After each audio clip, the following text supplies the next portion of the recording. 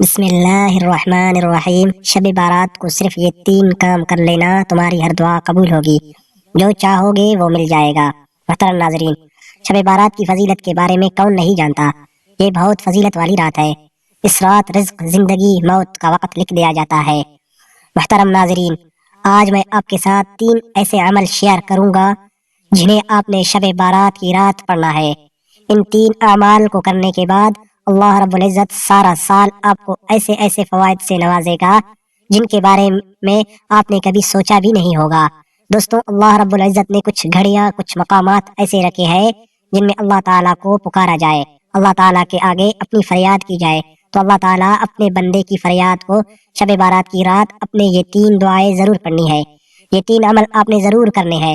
ان اعمال کے علاوہ آپ نے نفلی عبادت کرنی ہے، نوافل پڑھے، ذکر و اذکار، قرآن پاک کی تلاوت کرے، اللہ رب العزت سے اپنی گناہوں کی معافی مانگے۔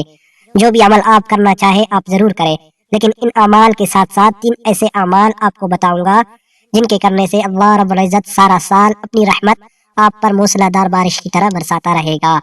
گھر سے رزق کی تنگی ختم ہو جائے گی، گھر سے پریشانیاں ختم ہو جائیں گے، گھر سے مہلک بیماریاں ختم ہو جائیں گی، گھر میں امن و امان ہوگا، پیار و محبت ہوگا، معاشرے میں آپ کی عزت ہوگی، لوگ آپ کو محبت کی نگاہ سے دیکھیں گے۔ ان فوائد کے علاوہ بھی اللہ رب العزت آپ کو بے شمار فوائد سے نوازے گا۔ اب ان دعاؤں کو آپ نے پڑھنا کیسے ہے؟ پڑھنے کا طریقہ کار اچھی طرح سن لے اور سمجھ لے۔ آذان مغرب کے بعد سے لے کر آذان فجر سے پہلے اس درمیانی وقت میں آپ نے یہ تینوں دعائیں پڑھنی ہے۔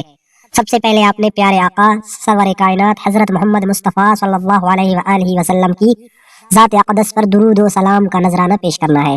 درود و پاک آپ اپنی مرضی سے پڑھ سکتے ہیں، 1 مرتبہ پڑھے، 3 مرتبہ پڑھے، 5 مرتبہ پڑھے، یہ آپ کی اپنی مرضی ہے، لیکن کوشش کرے کہ درود ابراہیم پڑھا جائے۔ محترم ناظرین، درود ابراہیمی کی بڑی طاقت ہے۔ جو آپ درود ابراہیم پڑھ لے تو اس کے بعد آپ نے ان کلمات کو پڑھنا ہے: حسبنا اللہ و نعم الوکیل۔ ان کلمات کو آپ نے 100 مرتبہ پڑھنا ہے، یعنی کہ ان کلمات کی آپ نے ایک تسبیح پڑھنی ہے۔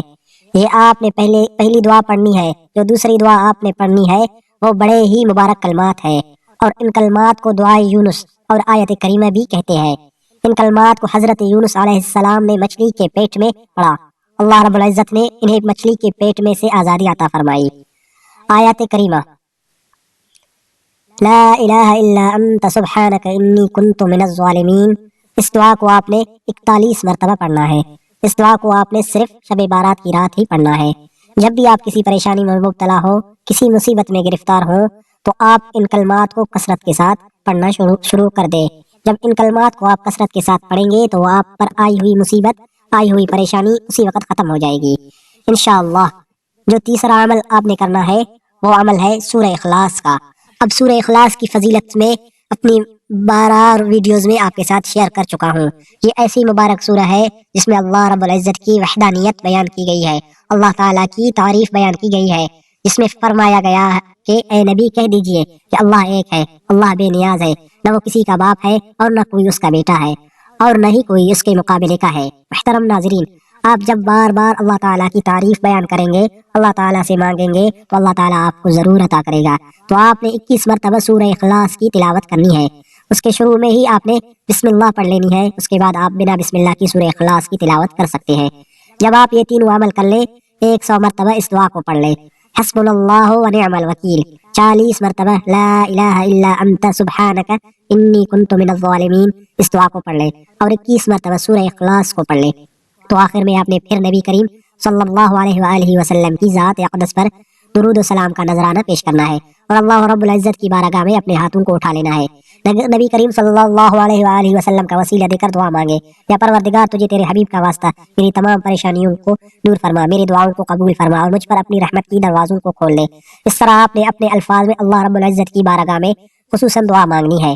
ناظرین، ایسے موقع زندگی میں بار بار نہیں ملتے، اللہ رب العزت نے یہ موقع عطا کیا ہے، اس موقع سے آپ نے ضرور فائدہ اٹھانا ہے۔ اس رات کو آپ نے ہرگز ضائع نہیں کرنا۔ اس رات آپ نے یہ تینوں عمل ضرور کرنے ہیں، اور ان اعمال کے ساتھ ساتھ آپ نے نفلی عبادت بھی کرنی ہے۔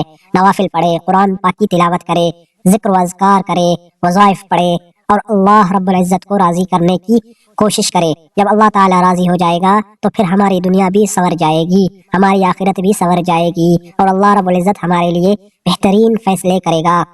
عمل کو آپ نے پختہ یقین کے ساتھ پڑھنا ہے، تبھی آپ کو اس عمل کے کرنے کا فائدہ ہوگا۔ دعا ہے کہ اللہ تعالیٰ میرا سنانا اور آپ کا سننا اپنی بارگاہ الہی میں قبول و منظور فرمائے، آمین ثم آمین۔ ناظرین، کمنٹ باکس میں اللہ تعالیٰ کے 99 ناموں میں سے ایک نام ضرور ٹائپ کرے۔ ویڈیو پسند آئے تو لائک کرے۔